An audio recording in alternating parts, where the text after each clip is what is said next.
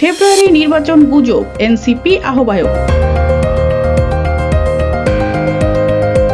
দৈনিক সাংবাদিকন্ত পত্রিকার রাজনীতি সংবাদের সাথে যুক্ত আছি আমি ইভা সাদিকা। জাতীয় নাগরিক পার্টির এনসিপি আহ্বায়ক নাহিদ ইসলাম মনে করেন, ফেব্রুয়ারিতে দেশে নির্বাচন হওয়ার সম্ভাবনা কম। তিনি বলেন, জুলাই সনদের আইনি ভিত্তির মাধ্যমে আমরা গণপরিষদে নির্বাচনে অংশগ্রহণ করতে চাই। এর বাইরে কোনো নির্বাচন হবে বলে আমার কাছে মনে হয় না। গত 24শে আগস্ট এনসিপি ডায়াসপোরা অ্যালায়েন্স মালয়েশিয়ার আয়োজনে অনুষ্ঠিত 2024-এর গণ অভ্যুত্থান বীরত্ব গাথা ও বিপ্লব পরবর্তী বাংলাদেশ গঠনে প্রবাসীদের ভূমিকা শীর্ষক অনুষ্ঠানে এক প্রশ্নের জবাবে তিনি এই মন্তব্য করেন। নাহিদ ইসলাম বলেন, আমরা নির্বাচনের দিনক্ষণ নিয়ে পক্ষ বিপক্ষ করিনি। আমরা সংস্কার ও বিচারের নিশ্চয়তা চাই। ডিসেম্বরেও নির্বাচন হলে আমাদের আপত্তি নেই। বিএনপি সঙ্গে আসন ভাগাভাগির প্রশ্নে তিনি বলেন, নির্বাচন পেছানো কিংবা এরকম কথাবার্তা কেবল গালগল্প। এসব মিথ্যা প্রোপাগান্ডা গুজব ছড়ানো হচ্ছে। আমাদের কাছে সংস্কারই প্রধান এজেন্ডা। তিনি আরো বলেন, গণ অভ্যুত্থানের পর আমরা যেন বলতে পারি দেশের এই পরিবর্তনটা এনেছি। জুলাইয়ের ফলে পরিবর্তন এসেছে, সংস্কারের পরে